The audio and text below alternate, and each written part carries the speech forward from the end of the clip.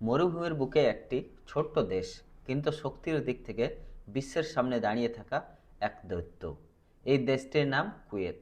পুরো মধ্যপ্রাচ্যের মাঝে ইরাক ও সৌদি আরবের ঠিক মাঝখানে আরব সাগরের নীল জলের পাশে জন্ম নিয়েছে এই দেশের গল্প।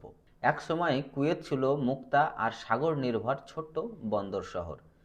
কিন্তু ইতিহাস বদলায় ১৯৩৮ সালে। ১৯৩৮ সালে কুয়েতের মাটির নিচে আবিষ্কৃত হলো মানবজাতির কালো সোনা অর্থাৎ তেল।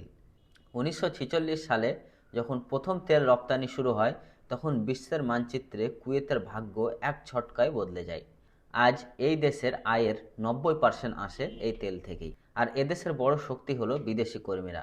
জনসংখ্যার প্রায় ৭০% মানুষই expert. Bharat, Bangladesh, Nepal, Philippines, Egypt এরা কুয়েতের অর্থনীতিকে চালায় এবং স্বপ্ন গড়ে পরিবারকে বাঁচায়।